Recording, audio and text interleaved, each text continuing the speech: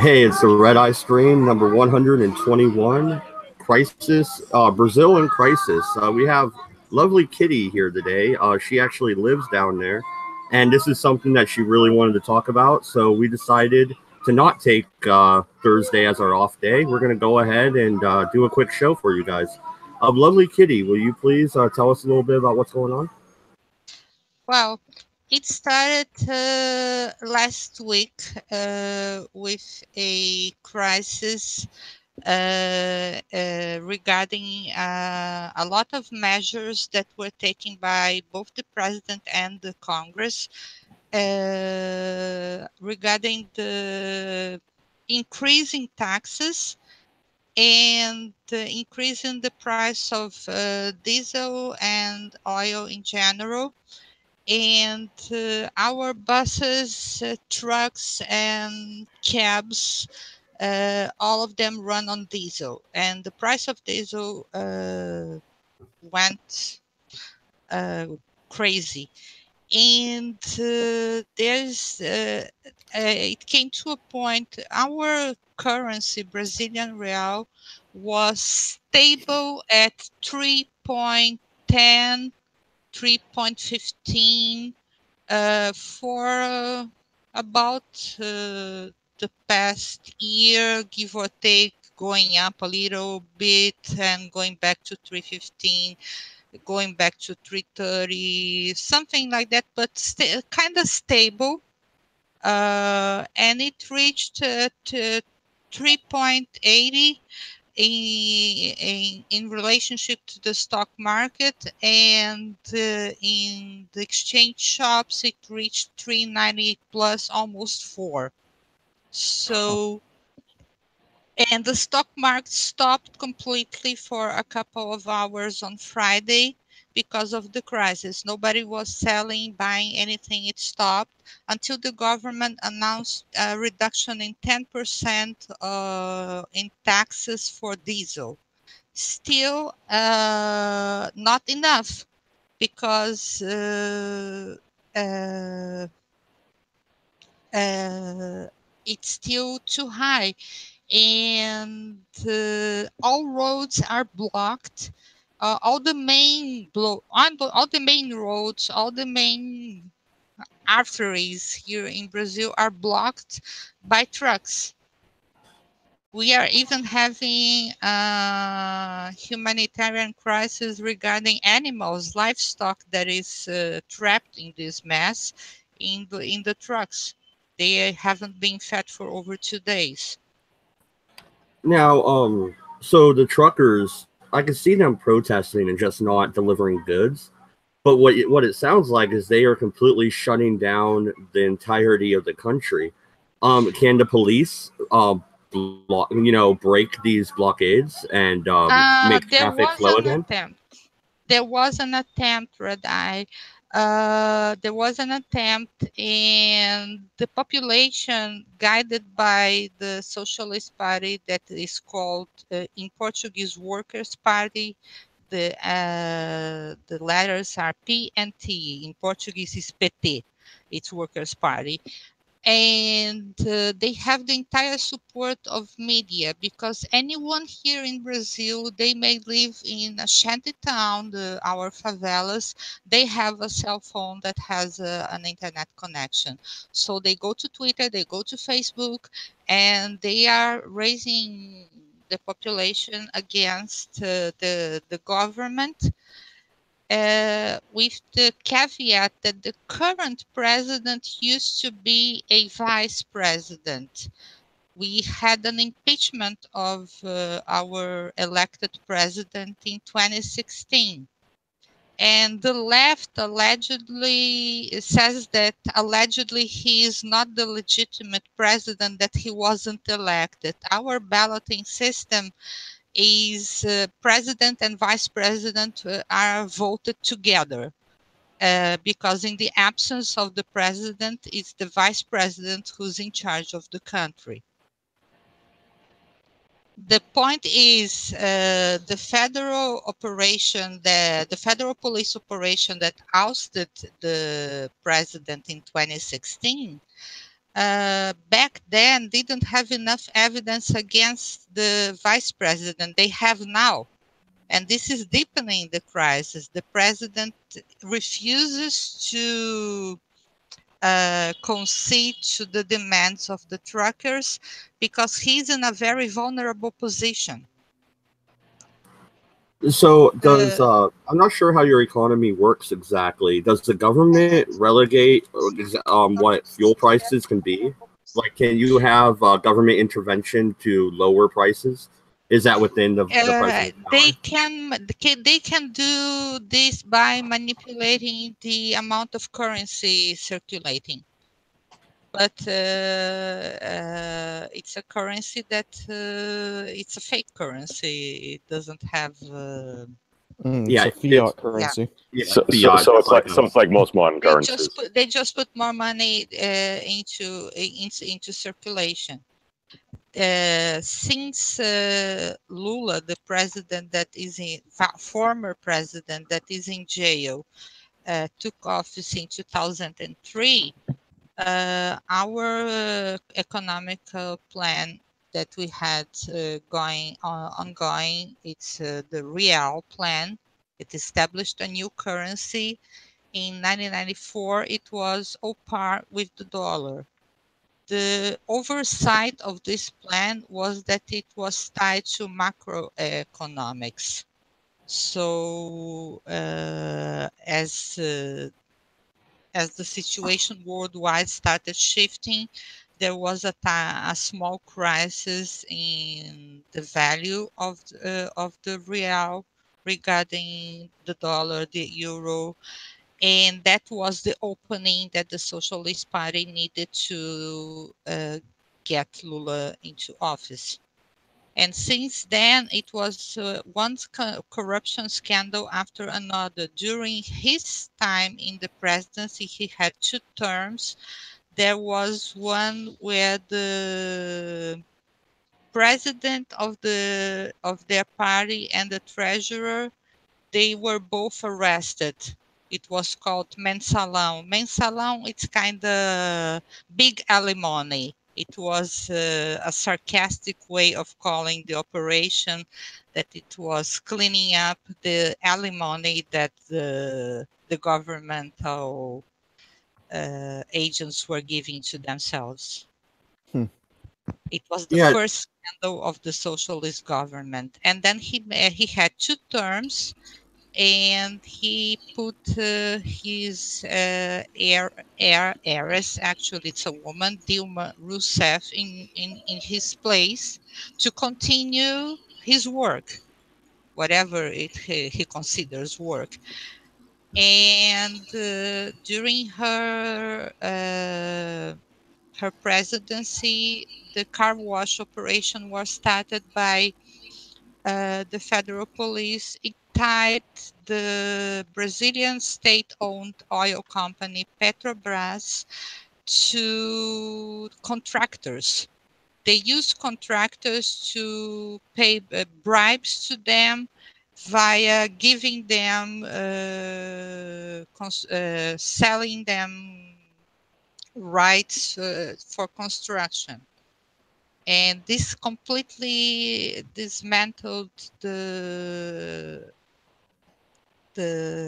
oil company. Adrian, just a second. Sorry, I was just gonna say, Adrian, you just popped in. Do you have any questions you want to ask? I'm also gonna look at those sites that she threw into side chat, so I could read a little bit and ask a little bit more informed questions. But go ahead, panel. Well, mostly I just maybe it was already brought up before I jumped in here, but if I just wanted to, if I understand correctly, does this saying that the police were in cahoots with this socialist party? Sorry, I didn't understand. Maybe I was just asking. Maybe it was already asked, but does this mean were the police were they working with the socialist party to overthrow the current sitting president to get the vice president in place? Sorry, I just jumped in. I might have missed a couple things. The federal police, the operation that they had, it was strictly within the scope of the Constitution, And when the president was impeached in 2016, it was even oversaw, the entire process was oversaw by the Supreme Court. There wasn't a single session in Congress, and the Congress and the Senate were operating together at that point. So the House of the Representatives didn't hold a single session without the presence of the representatives from the Supreme Court. So to guarantee that it would be within the scope of our Constitution. It was a completely legitimate process. They had evidence that she was away from office for 180 days. That it's the time that they had to investigate and rule over the accusations of at least neglectful administration, passive corruption or active corruption. They were decided. They decided that it was some sort of passive corruption. She didn't get jail time, and she was penalized with 8 years without being able to run for any kind of office. She got just a slap on the wrist. Well, and she was a part of the Socialist Party. So, She is a member of a socialist party. Yeah. yeah, is there a minority party? Why didn't they get elected? Why did they just go ahead and hold a special election to elect the vice president? They had coalitions even with the evangelicals. They had to tone down completely their abortion agenda. Abortion is illegal in Brazil. And to form a coalition with the evangelical base in Congress, they had to completely remove from their platform anything talking about regulation on abortion.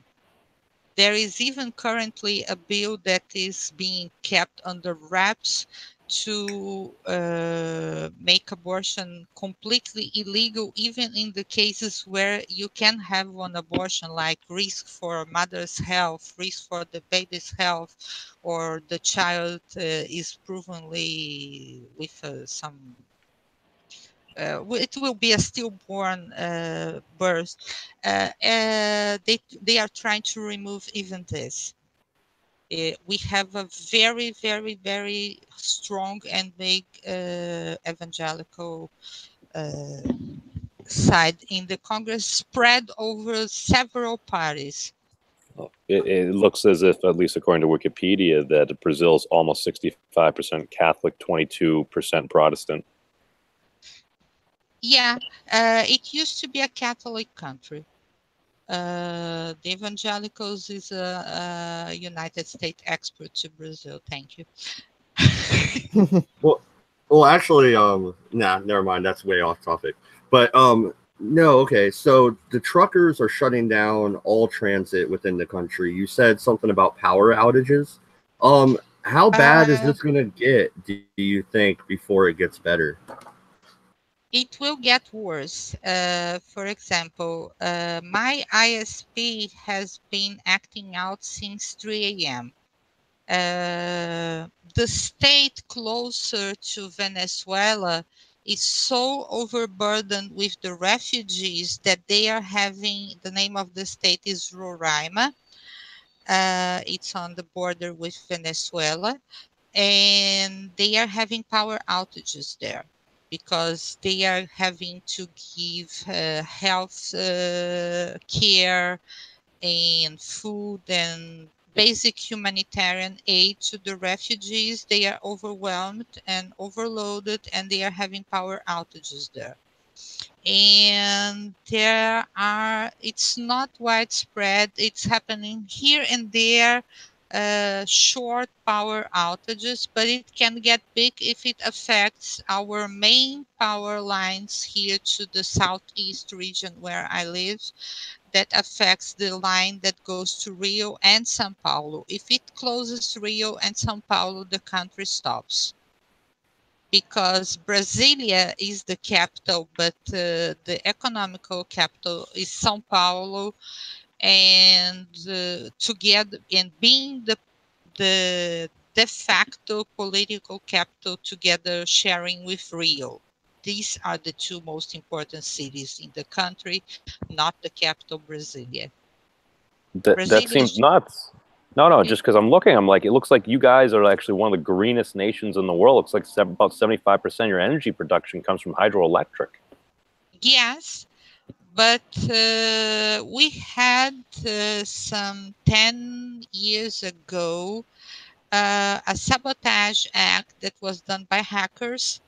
It was never officially confirmed, but I know it was done by hackers, because on the exactly same longitudes of the two main distribution lines coming from Itaipu, that's our biggest power plant, there was an act of it stopped transmitting. Those two lines stopped transmitting energy, and it could only be done via computer. It wasn't a physical act.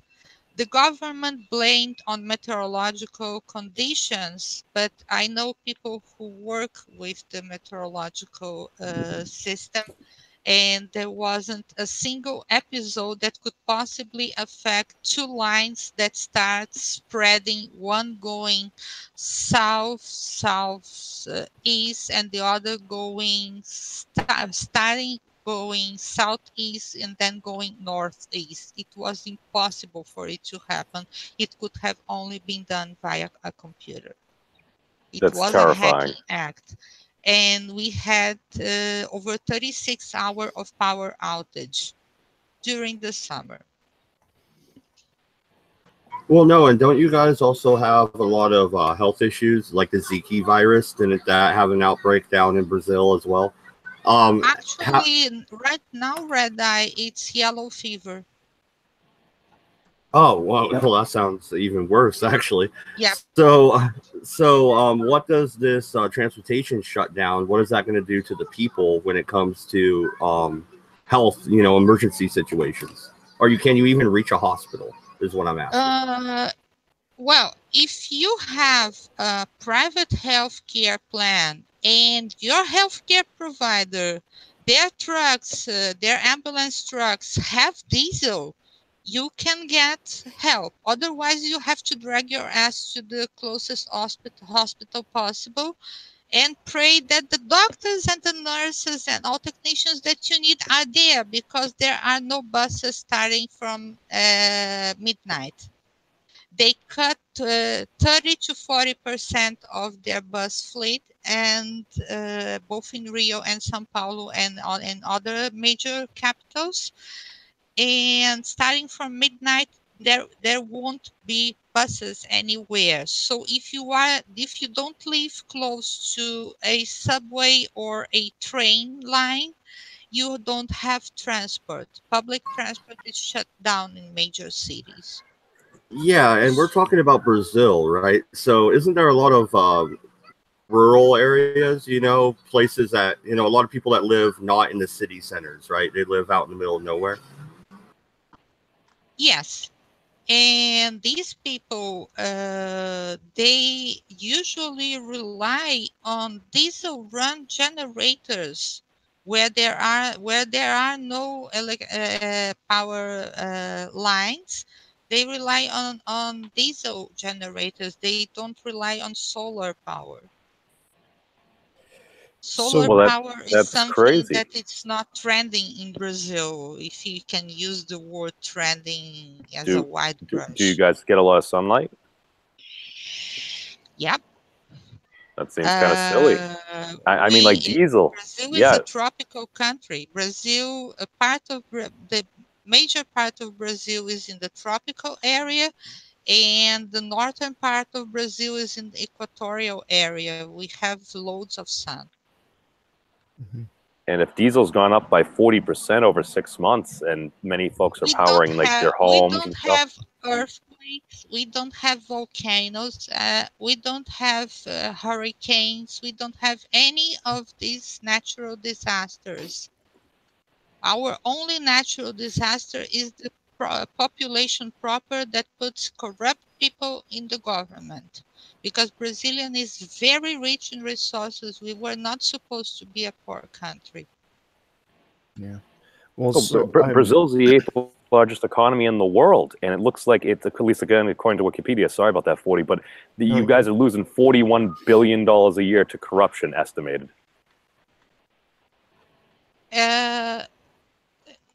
What the thing with the corruption, it's that it's eating all our natural reserves, because Brazil has lots of trade agreements, international trade agreements, so they must continue to export.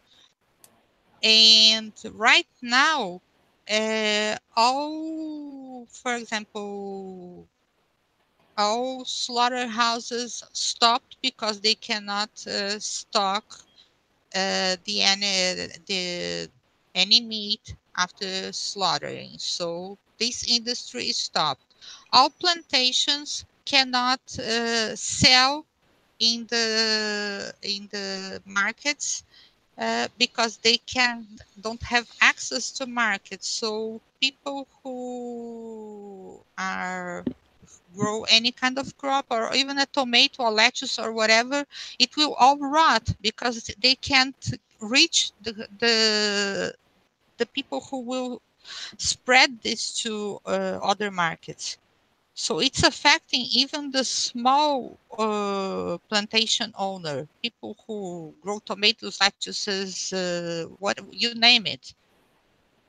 It's not only big plantations that are affected. Yes, the privatization of the electrical company is an ongoing process. So I imagine food markets, like supermarkets and everything, are looking pretty sparse right about now. So, I mean, what are the chances that, I mean, how long can the protests from the truckers really last? I mean, I can't imagine like some medieval siege this is going to be going on for, 4 or 5 months or something like that. As someone has to cave, or people are going to start starving. Right now, the social media is absolutely 100% behind them. It's being manipulated by the left, by the agents for that are trying to say that the current president is illegitimate, that he wasn't elected, and that they stand with the truckers. There's a hashtag on Twitter, and there is the same hashtag on Facebook. I spent a large part of the day together with the girl who helps me, trying to get some food to stock until we reached the point where there was nothing else to take from the supermarket. There was nothing else left. People were fighting in the supermarket. We left. Whoa. So it looks like New Orleans did right before Katrina hit. Nothing in the supermarkets. It's cleared out. Even if you're a millionaire, you can't buy a loaf of bread. No, you can't, because you need flour, you need water. I had to stock even on water, preparing for a power outage, because if there is a power outage, there won't be water.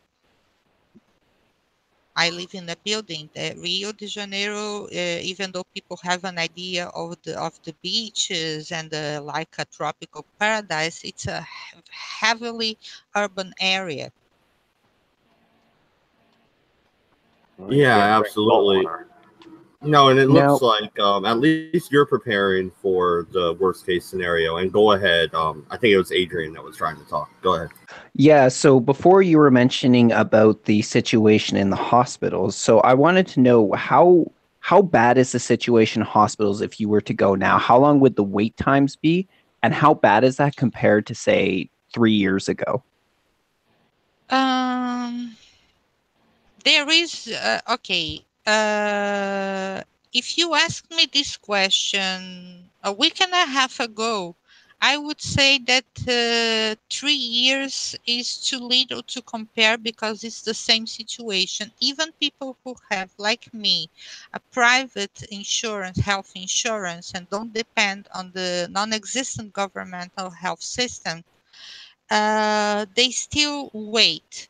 And wait. They have that system of green, yellow, and red tags that they attach to a person after a triage. And depending on how they think that you are feeling, you can wait for hours in there. I have several times lots of problems with my elderly father.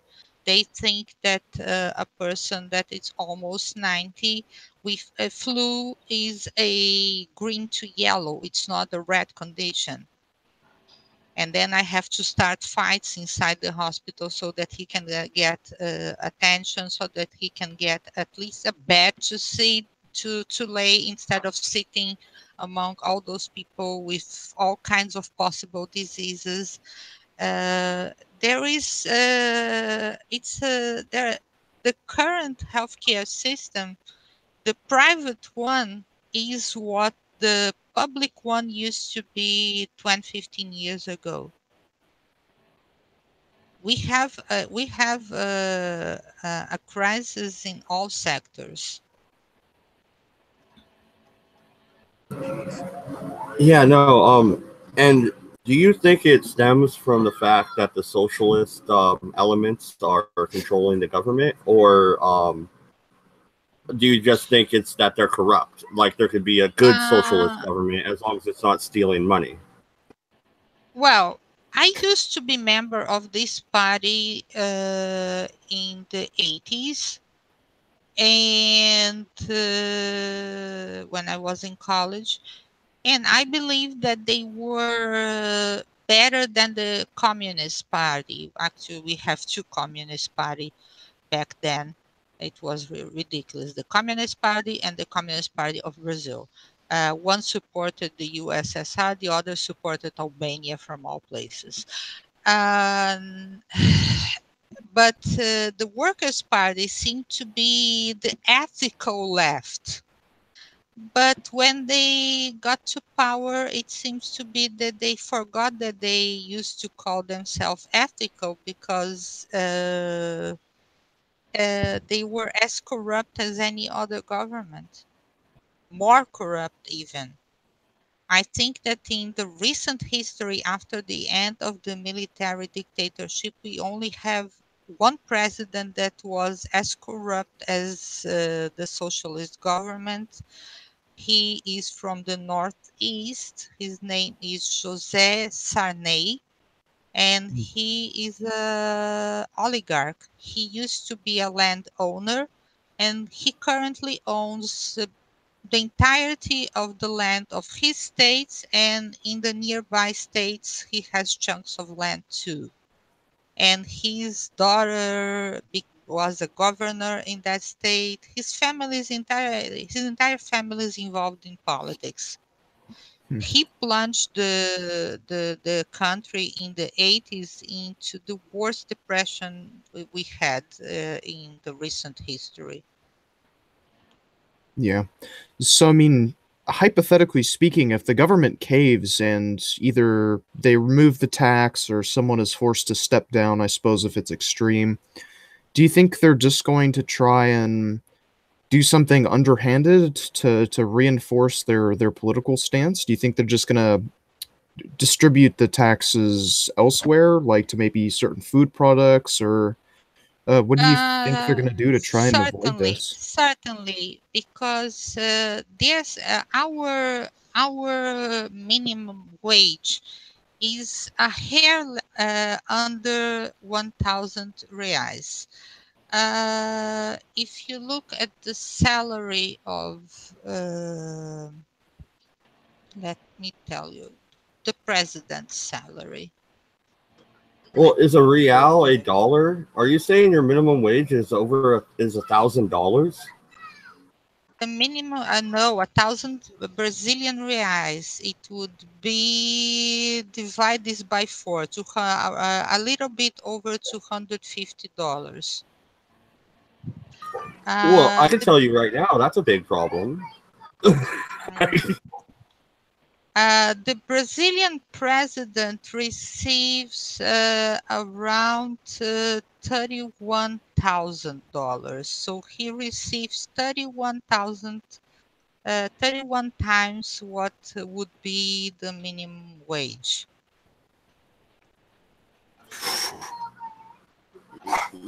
Yeah, but I mean, a minimum wage set that high is just increasing the inflation on your currency and causing the current problem.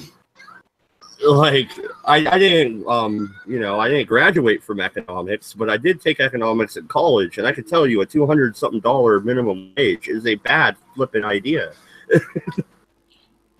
Yeah, there are judges in Brazil, depending on which state you're talking about. They have salaries that are 300,000 reais. Oh my gosh. And meanwhile, Lula, while he was a president, he instituted what is called a rough translation, a very poor translation is family purse, but it's a welfare aid for people who receive less than the minimum wage. Okay, but it's illegal to pay someone less than the minimum wage. Yeah. So it's basically support for, and it's by per capita, it's by child. The more children you have, the more you receive. And we have an epidemic of single mothers here in the poor neighborhoods. And there was a person who used to help me with caregiving to my father. She has 4 children, each one with a different father. Oh my God. Whoa. And she received this governmental aid that is paid by our taxes. So we have taxes, our level of taxation is very high. But it shouldn't be. If the government wasn't corrupt on all levels, starting from city level and ending with presidential level, if the government wasn't corrupt, Brazil is a rich country both in resources and in produce. We have extensive cattle farms. We have farming. We don't have indoor cattle raising. So it's we have minerals, we have ore, we export all of this. We should be a country where everybody could be equally wealthy if they work, of course. But it's a country that should have opportunities for work everywhere, but it isn't. Unemployment reached a new height. The government is on social media saying that there was an increase in employment, but it's a lie. Because if you compare to their statistics of welfare to people who are unemployed, the welfare for people who are unemployed increased. So which one is telling the truth? The statistics on welfare for the unemployed, or that there was an increase in job offers? Well, and also you have to look at the people that gave up working. I mean, that's the same thing that you have to add to the numbers here in America, and they don't. I think a big problem with the economy is how it's being managed. It's being micromanaged by the government, and that's going to be an issue, and it's destined to fail, in my opinion. But then again, you've been around the show a long time. You know I'm a libertarian, so of course I'm arguing against the socialist government of Brazil right now. But when it comes to this shutdown, I'm worried about the people. If you can't even travel, then you can't receive any supplies. You can't even if you could afford the higher diesel, you can't go get it because the roads are shut down by the truckers, right? The roads are shut down by the truckers, so the places where diesel is stored can't distribute. And distribution is done by a company that is tied to Petrobras. It's called Braspetrol.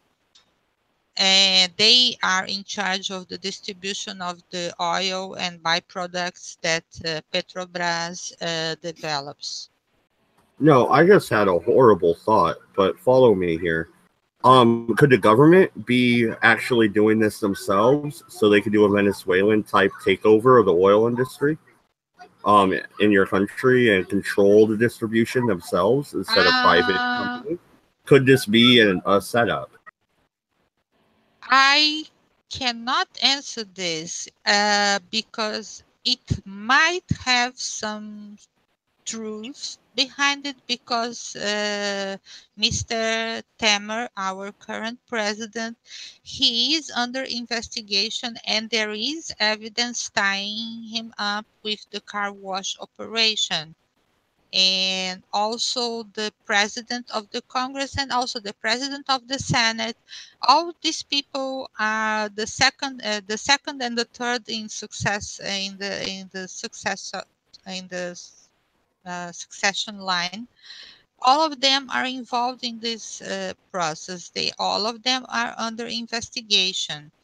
What happened was that during those 180 days that the Congress and Senate had in 2016 to investigate the accusations against the former president, Ms. Dilma Rousseff, he made lots of deals.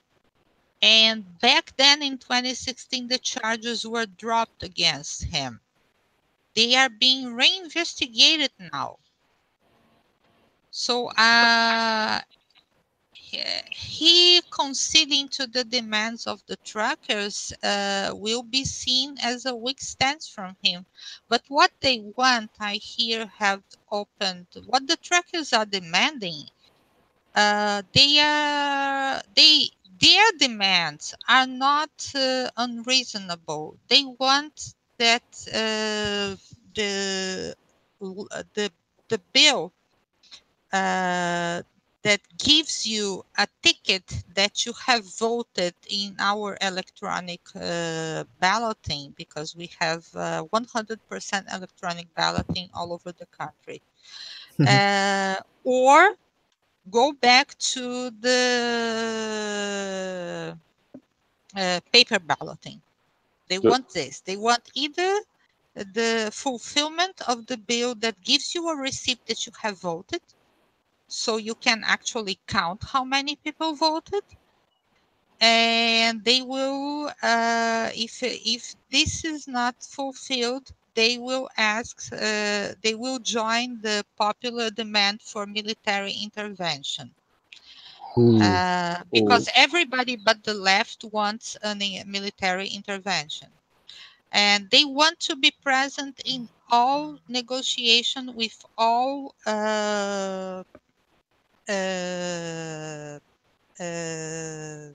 parties that are involved in the means of transportation. They want the abolishment of the regulation for cargo transport. They want the reduce the price of oil and diesel to be on the same level of those practices in Bolivia. They want reduction in the prices on the registry tax so that you can get the seal and approval to be a trucker. And also the reducing of the price of highway tolls. They pay toll by amount of wheels. If you are weird standard. Yeah. And they Well, no, are and I want to ask about the. and they asking for an extra thing that it goes against Brazilian law. They are asking for the right to bear arms for self-defense. Brazilian people cannot legally buy arms, buy guns. None, zero. Zero. Only if you are registered with a sports club or if you work with the police or the military. Is there a lot of crime?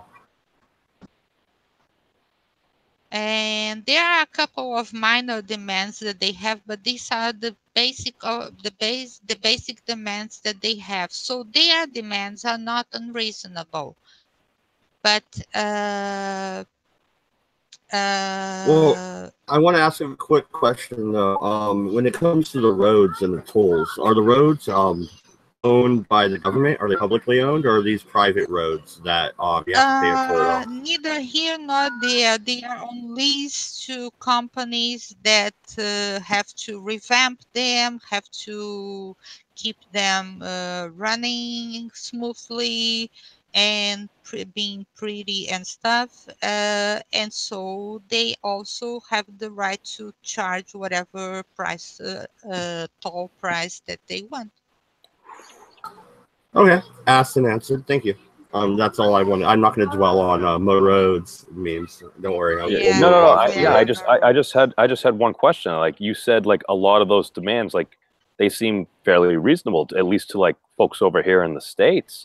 And just like, but I do need to ask one question. Like, didn't you say earlier, like your power grid was essentially set down by a hacking attempt, correct? It was about 10 years ago. And I am completely unsure if the government can prevent another thing from happening again. Well, my concern would be is if they had the ability to literally shut down parts of your power grid, if you have just straight electronic voting, I mean, couldn't that potentially be compromised? Yes, we have presidential elections this year. So it can be a threat. Because anything that was done via a computer, via a remote computer 10 years ago can be done again right now. Oh, there's even more technology to do it. I mean, like that would be my great fear. That's why it seems like a very legitimate thing. And it's just so like who are the ones that are like in favor of like the military getting involved? Like who are the military like? Is it like a very like nationalistic country, or like I'm not familiar with Brazil? Everybody, but people from who support the Workers' Party are either in support of some sort of Pacific resolution or military takeover. Because everybody knows that if there is a civil war here and the left takes over, our constitution will be worth nothing. The military, with them, we still have a chance that they might uphold the constitution and not burn it into ashes right away. Like would you say it's kind of like, because I know over in Egypt and stuff, like the folks over there, they had high respect for the military. So after Hosni Mubarak stepped down, like folks actually had faith, and like it looks like Egypt was actually able to recover. It's not always that case though.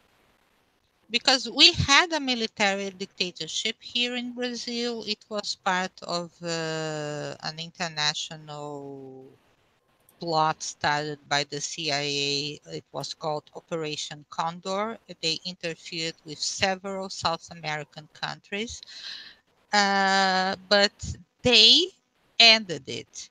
It was not the people who ended the military dictatorship. There wasn't any revolution to end it. They simply eventually decided that it was time for them to end the military dictatorship and give power back to civilians. That doesn't happen often. there was a transition. The first president and vice president, they were not elected, they were appointed. And from then on, we had presidential elections normally, and we have direct voting here in Brazil. Everybody over 18 and even over 16 can vote here. Actually, you're letting it's 16-year-olds vote? 16 is optional. 18 from 18 on, voting is mandatory, and the voting system is direct. It's not by district. Oh my. Well, that could be a root of some problems as well. I always believe that a pure democracy is flawed, while a republic democracy, democratic republic, is less flawed. They're both flawed, but a direct democracy is two wolves and a sheep. This is coming from a mad libertarian? Yeah. No, a direct democracy literally is two wolves and a sheep voting on what's for dinner. And I agree with you, Dodge, because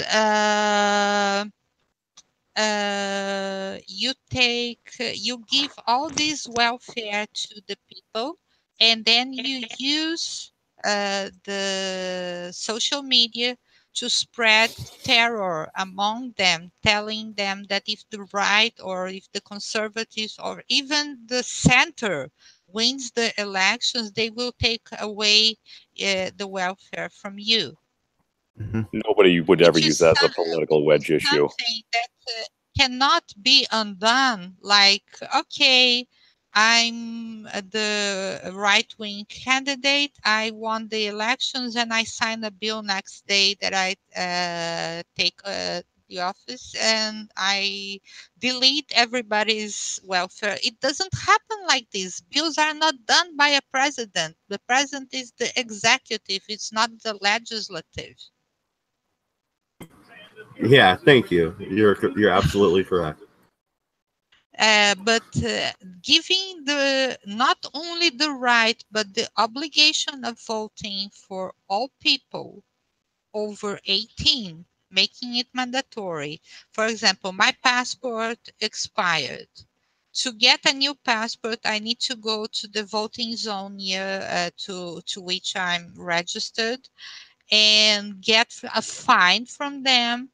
Go to the state-owned bank, pay that fine, then they will give me a certificate that I'm okay with the voting system. And then I can go to the federal police and apply to renewal of my passport.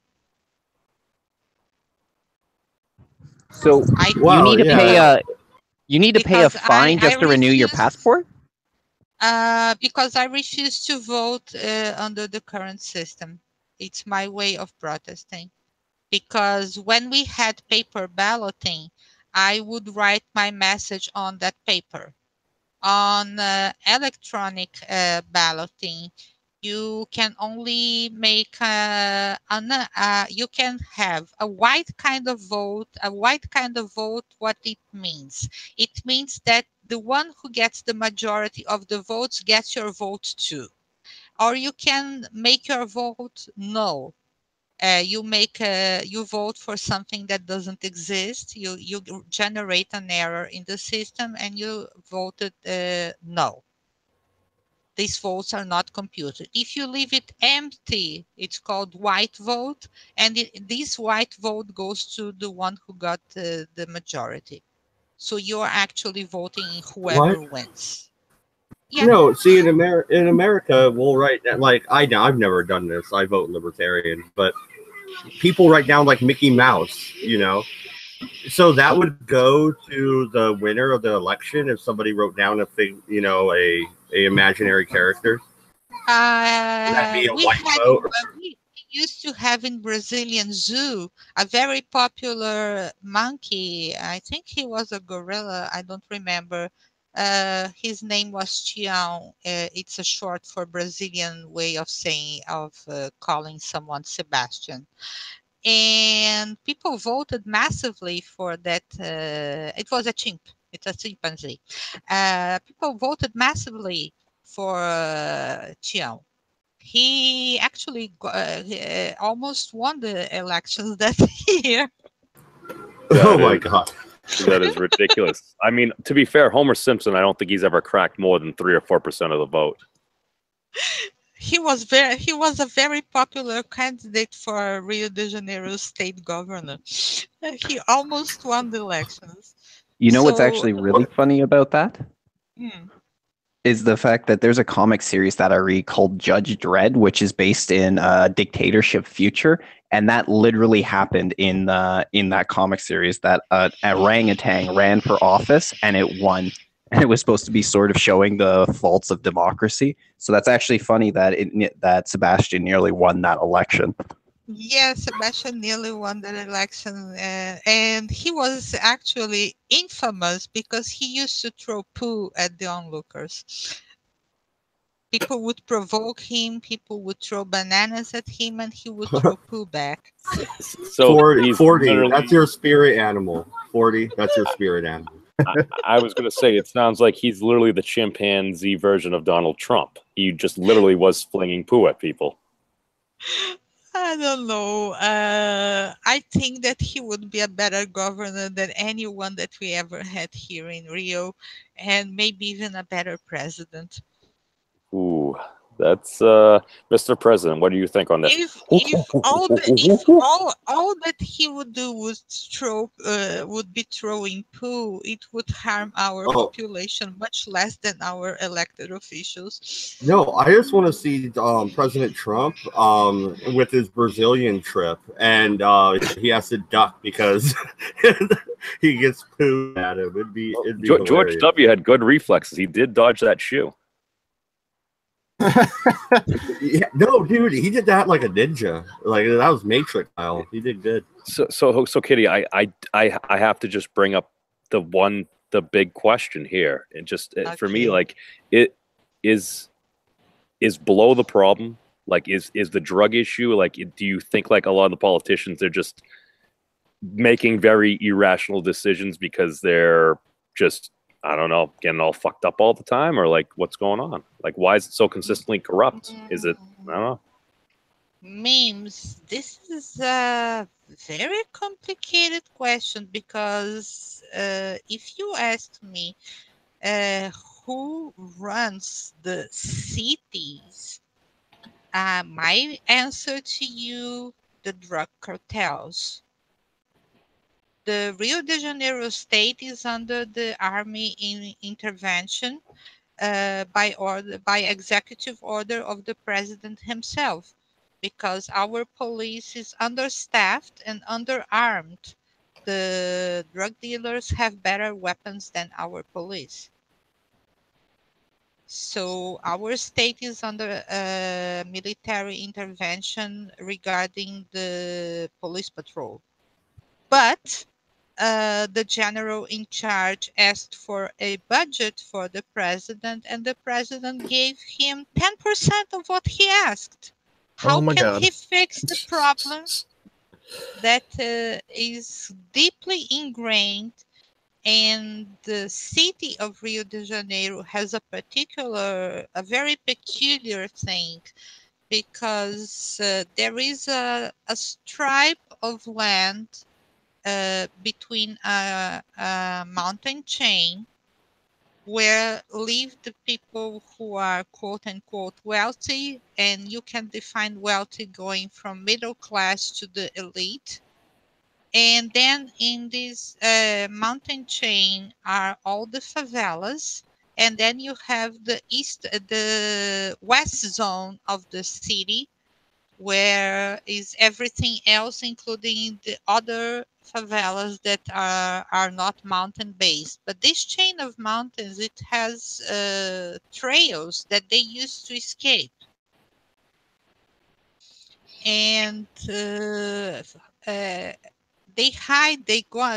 go from one favela to another using hiding in the forest. They have camps, they have anything, and if the need arrives, they go to the satellite cities that have no borders with the Rio de Janeiro city. They are completely mixed nowadays. There is no separation. You only have a sign saying that you entered another city. You just know that you are another city because you passed the sign. All the satellite cities around Rio are integrated to the Rio de Janeiro city itself. They hide in the satellite cities.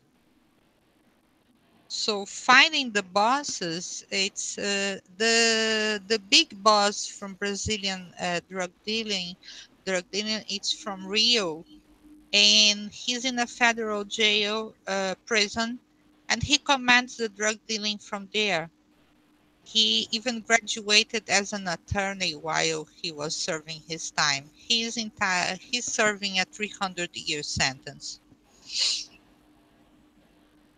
Then who the heck is going to hire him as a lawyer? That was a stupid major. Should have been a historian. Well, He could write a book. he cannot be hired because he would need to pass the bar exam and he cannot leave the premises.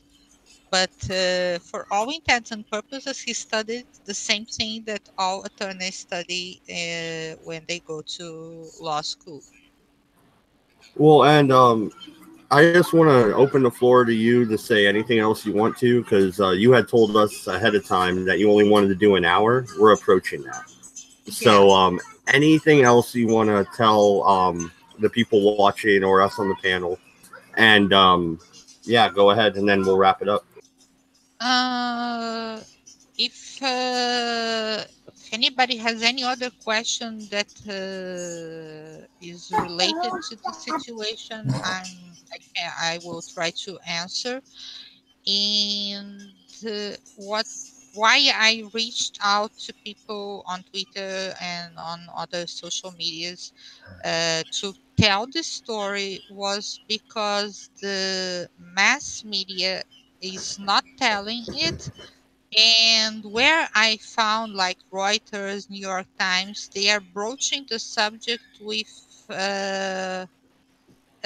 incorrect information.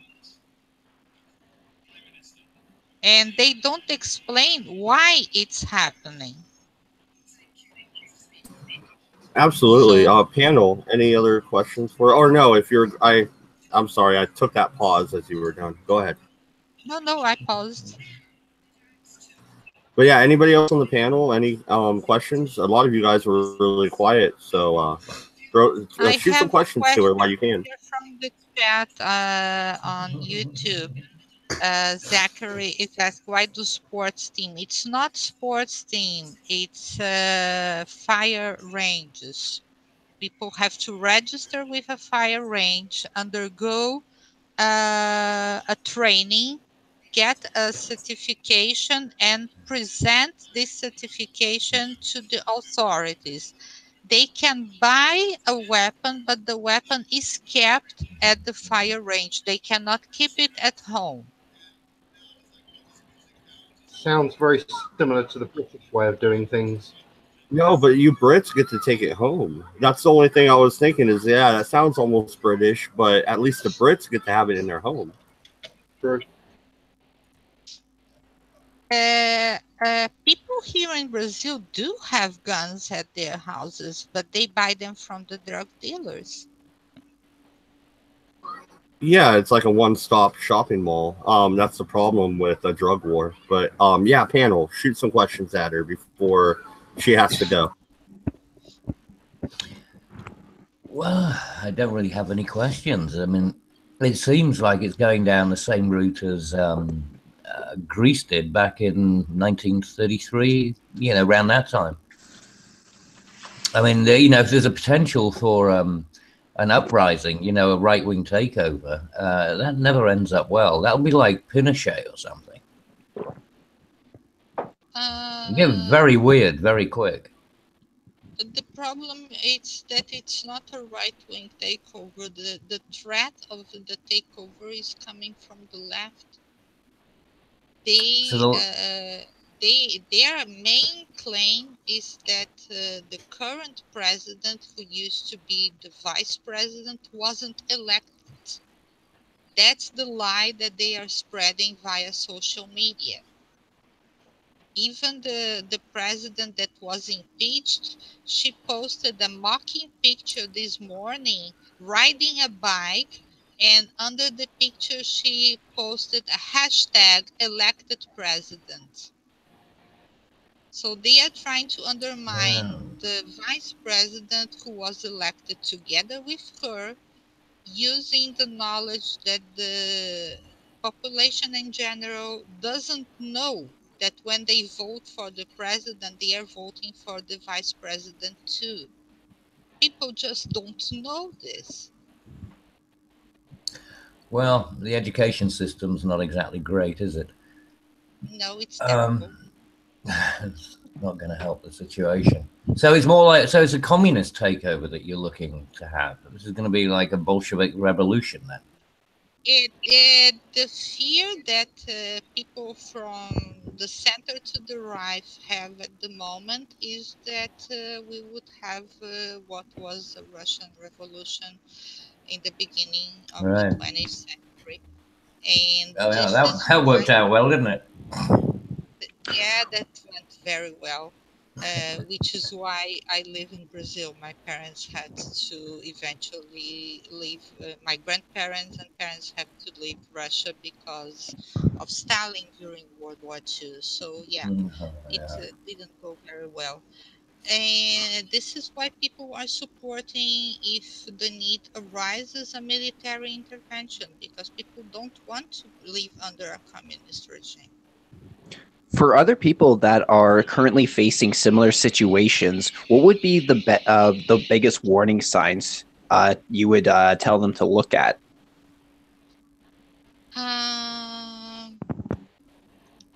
I think that people need to know the salaries of their elected representatives and compare with their salaries with a CEO salary. They need to look at the levels of corruption in the judiciary system, and what kind of bills are being passed by the Congress that nobody knows. People need to pay attention to what's going on in the country and compare. This is my life, this is their life. Do they represent me? Because no, if you compare, and I am, for all intents and purposes, I'm middle class.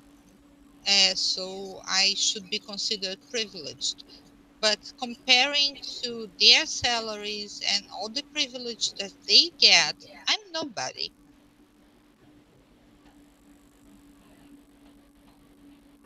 Yeah, So it's a absolutely. massive disparity.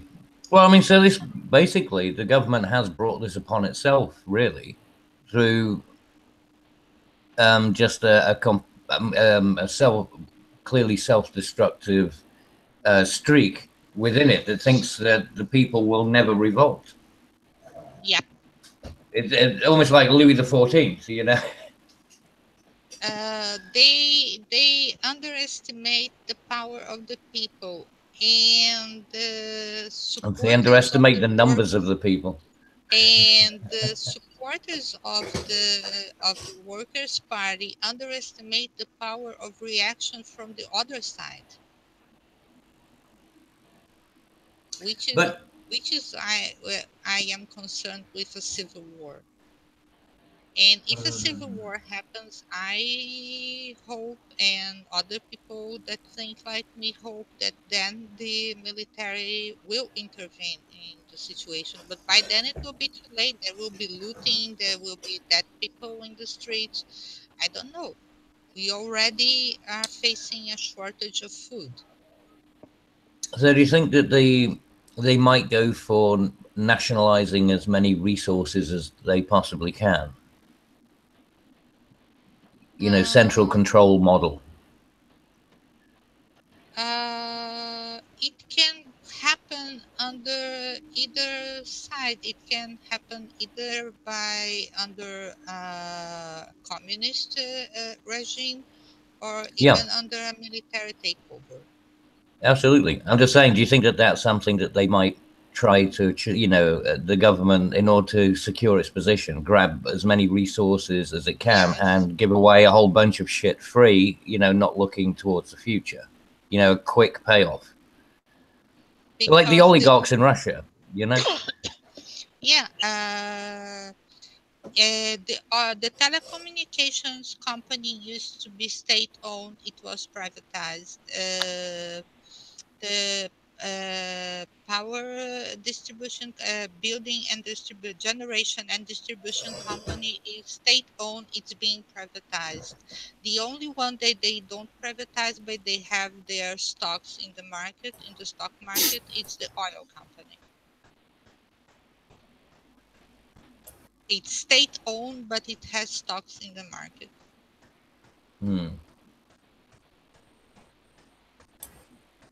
So they had incentive to raise the price of diesel.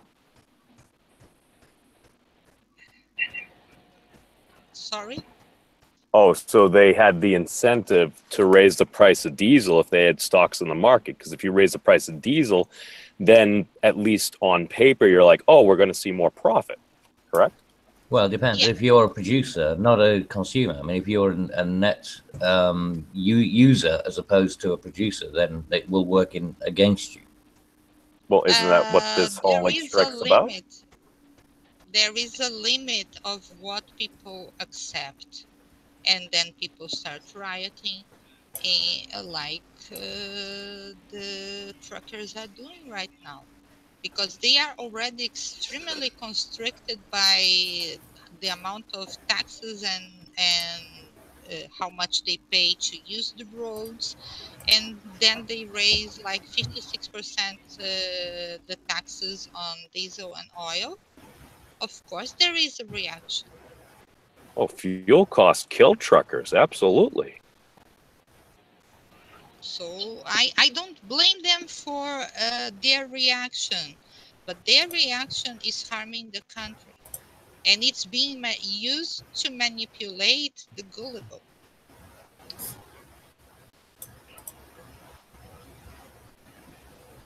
So the hashtag I stand with the truckers on social media, it's a double-edged sword. Yes, they deserve some support, but they are harming the country, and the government is doing absolutely nothing to solve this. Yeah, no, absolutely. And like I said, you wanted to keep it to around an hour so we can wrap it up.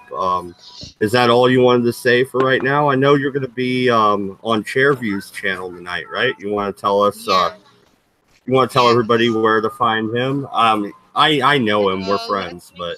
Let me know if Chairview has posted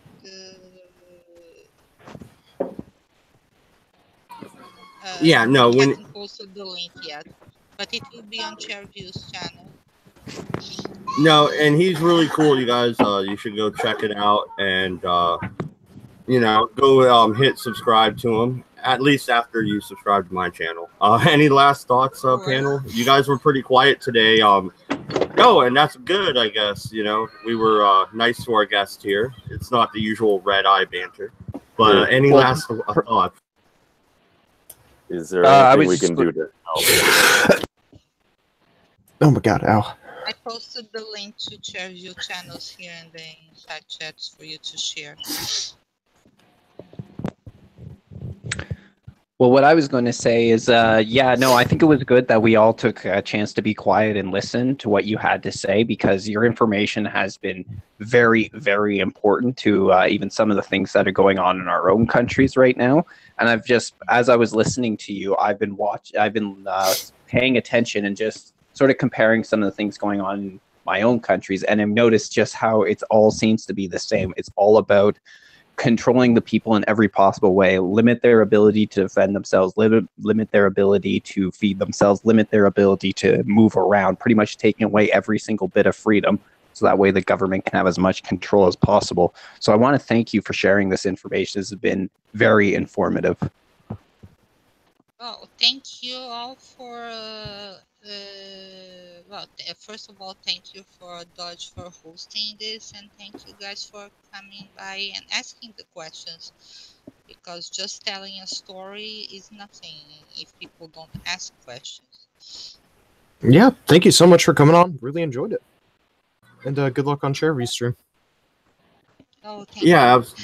Yeah, absolutely. And I guess we'll wrap it up here. Thank you, everybody. It's been an impromptu Redeye. We'll be back on Monday, but tomorrow, the Looney Bin episode 2 will be over on Magic Bollock's channel. So come join us over there and let's have some fun. We're doing a little bit of comedy. Let go of all this harsh real life bullshit that drives us down into the gutter. All right. Good night, everybody, and good luck to Brazil. Godspeed. Thank you.